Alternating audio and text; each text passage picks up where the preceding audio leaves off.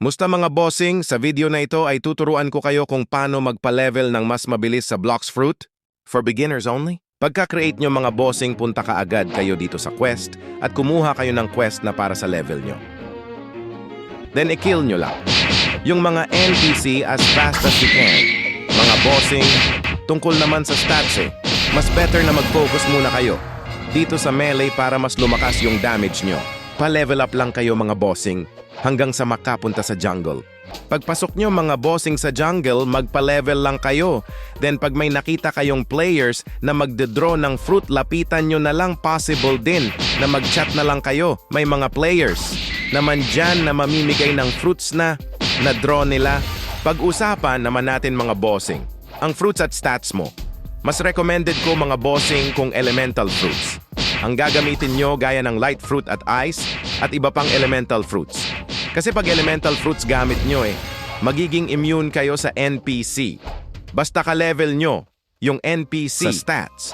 Naman mga bossing, kung ang fruits na gamit nyo ay ice and light, pwede nyo na i-focus ang stats nyo sa blocks fruit.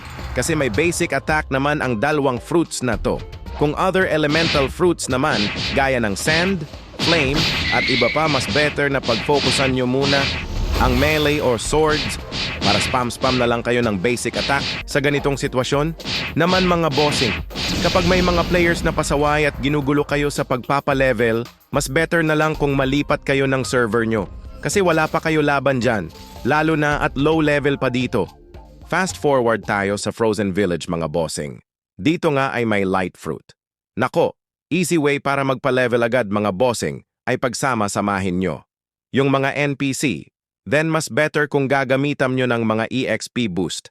Search nyo na lang sa Google mga bossing, Blocks Fruit Codes. Then mas better din kung gagamitin nyo ang mga codes na ito sa mga island na ito. Tapos pag nakaipon na kayo, mga bossing ng bili, bumaba lang kayo.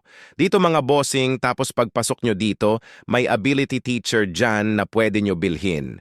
Yung air jumps at aura. Then pumunta rin kayo dito sa Marine Fortress para bumili ng coat. Ang coat na ito ay i-boost ang damage mo by 5% plus 100 HP. At syempre lang huli sa lahat at pinaka-epektibo ay ang paggamit ng script. Tamo itong kulukoy na ito.